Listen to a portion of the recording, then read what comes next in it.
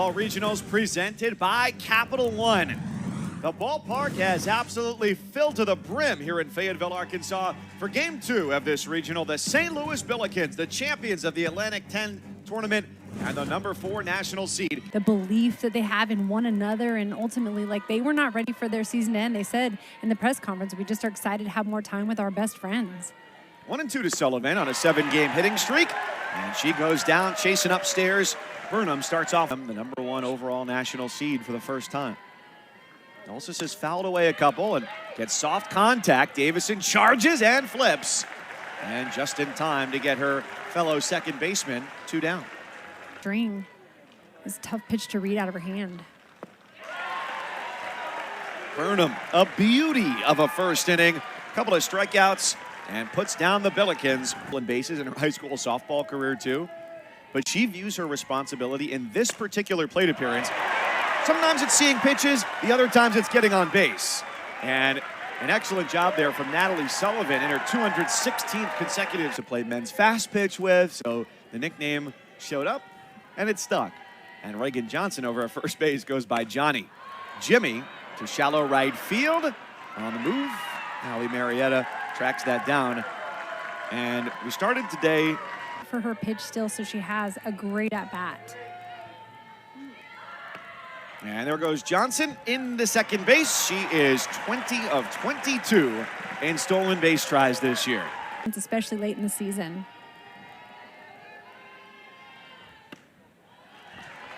Never really much to wave the bat at there, so Bree Ellis takes the walk.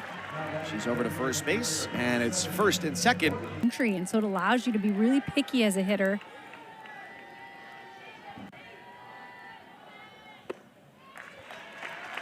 And Hockman walks 2 in a row. The bases are loaded now. There's at every base. Johnson at third, Ellis at second, Day at first. And here comes Johnson in to score. Ellis is held up at third base. It's a line drive RBI single for Kaylee Wyckoff. Arkansas leads St. Louis 1-0. Wait for that pitch, and it's inside. She's pretty close to the plate in this, and so she does a good job. Doesn't try to overswing, but instead just meets it. You know, when they've faced really hard pitching, sometimes you get ahead of the pitcher that's not as fast. Callan knows the feelings and emotions that these athletes are having when they step into the batter's box. That's ball 4, and that was the second run for Arkansas. Give McDowell her 49th RBI of the year. That brings Ellis home. Okay, let's go. Let's get on the field. 20 balls, 9 strikes. A laser into center field. Day scores. Wyckoff on her tail. A great start for Arkansas. 4-0 in the first.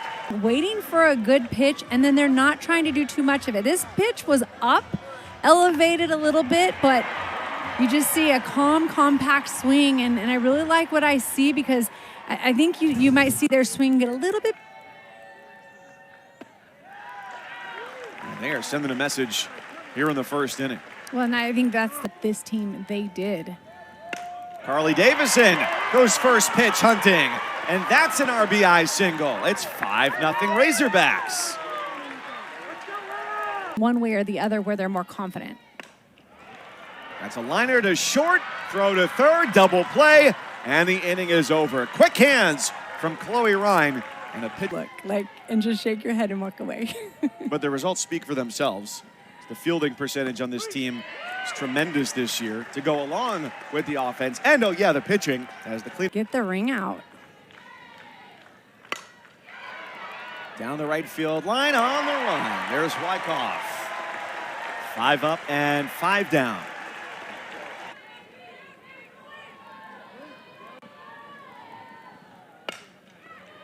Ryan out in front just a bit again, but McDowell handles it over at third. 6 up, 6 down. Peyton Byrne. And this was the year that they were going to do it. They had a win streak of 15. Second ball hit to the right side by Kramer. This time it finds its way through, getting past Abby Elsis.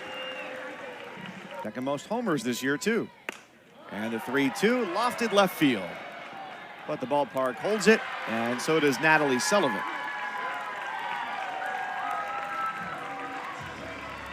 And they have such a high standard. That's ball 4 to Courtney Day. So she is aboard for the second time with another free pass. 5-0. Wyckoff 2-2. Past the defensive player of the year in the A10, Chloe Ryan. And the throw in from center field is off target. Wyckoff has her second RBI single. 6-0 Razorbacks. That really hit.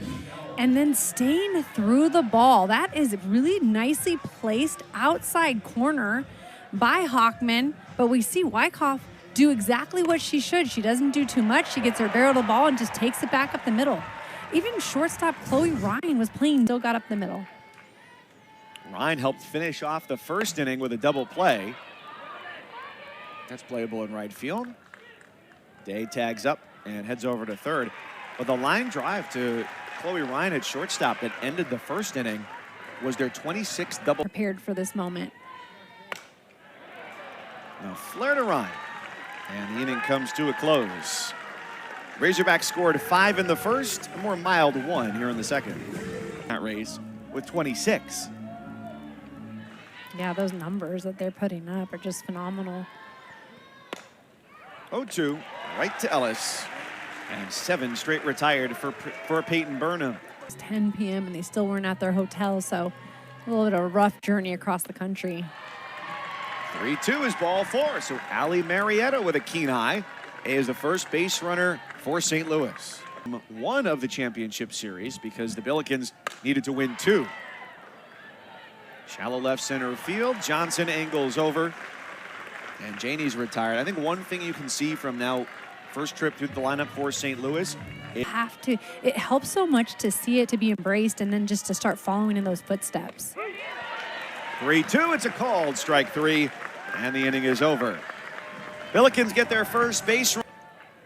8-9-1 for Courtney Deifel's Razorbacks here in the third. Natalia Rijo to Natalie Sullivan, 1 away.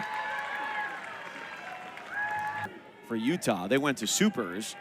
And the hitting coach there, her freshman year 2 years ago, was DJ Gasso. Now on staff for Courtney Deifel. And end of the bat, Flair Sullivan on the move. 2 hands, 2 outs. Yeah. Double play, but it was a line drive to short and then a throw to third. And Johnson, it's a 1-2-3 inning. When she said, when I was hitting and we were going to win, I was like, I got to hit this because I could just see her crying. Abby Ulsis on the ground to short, and Rijo retires Ulsis. 2 ground ball outs. He's in. And by the way, the 80 runs batted in, she broke her own record by 26. Chopper third base. 2 up, 2 down here in the fourth. And she's still got another year to go on graduate studies in public health and social work. Well, a really nice inning for Burnham. 3 balls on the ground. We'll talk to her head coach, Courtney Deifel. And she takes another.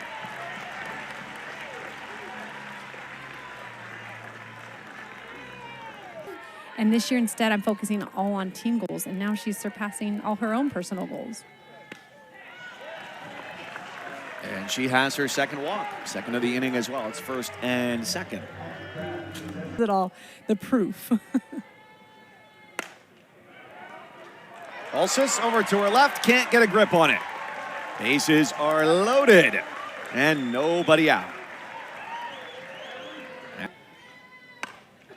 Hockman's pitch is gapped and deep. 1 hop off the base of the wall. This may empty the bases. It's a green light. The relay throw is overthrown. A 3-run double for Kaylee Wyckoff. And it's run rule territory in Fayetteville.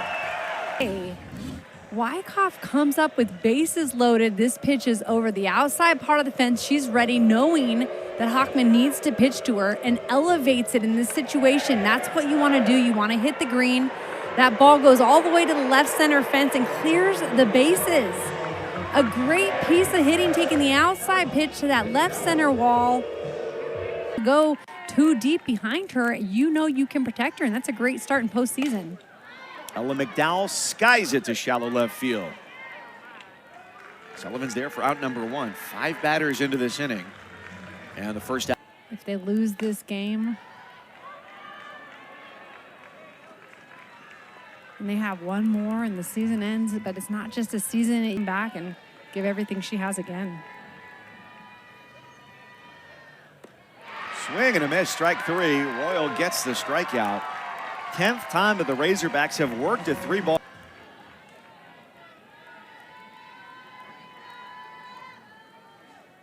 Shortstop Atalia Rijo, 0 for 1. With a walk, she comes through with an RBI single. It's a clean 10 on the board. Throughout the entire lineup, they literally said, we feel like in the past it might have been a couple players that we leaned on too heavily. That's out in the triangle, and Ryan makes the catch. Shortstop for out number 3. Burnham, the most by an Arkansas freshman in 8 seasons.